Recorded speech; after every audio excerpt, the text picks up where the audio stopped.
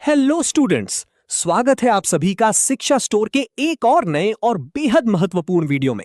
दोस्तों, अगर आपने बिहार पुलिस 19,838 भर्ती का फिजिकल टेस्ट क्लियर कर लिया है और अब आप बेसब्री से अपने फाइनल मेरिट लिस्ट का इंतजार कर रहे हैं, तो ये वीडियो आपके लिए बहुत ही ज्यादा जरूरी होने वाला है।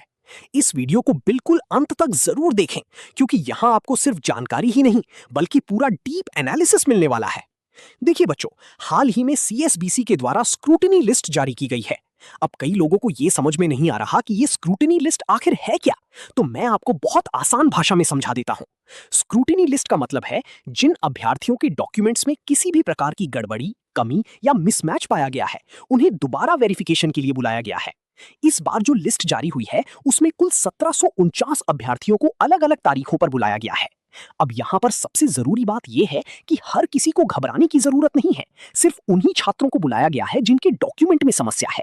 लेकिन दोस्तों, इस वीडियो का मकसद सिर्फ ये बताना नहीं है कि किसे कब बुलाया गया है, बल्कि आपको एक बहुत बड़ा पैटर्न और एनालिसिस समझाना है जो शायद आपने कहीं और नहीं सुना होगा। अब आते हैं सबसे महत्वपूर्ण पॉइंट पर। इस स्क्रूटिनी लिस्ट में सबसे ज्यादा प्रभावित कौन है? तो ध्यान से सुनिए, सबसे ज्यादा परेशानी ईडब्ल्यूएस कैटेगरी के छात्रों को होने वाली है। क्यों? क्योंकि कुल 1749 अभ्यर्थियों में से लगभग 25% यानी 421 छात्र सिर्फ ईडब्ल्यूएस कैटेगरी से हैं।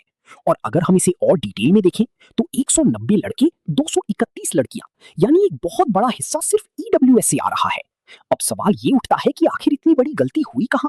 तो इसका सीधा जवाब है ईडब्ल्यूएस सर्टिफिकेट में गलती। बहुत सारे छात्रों ने गलत फाइनेंशियल ईयर का सर्टिफिकेट लगा दिया है।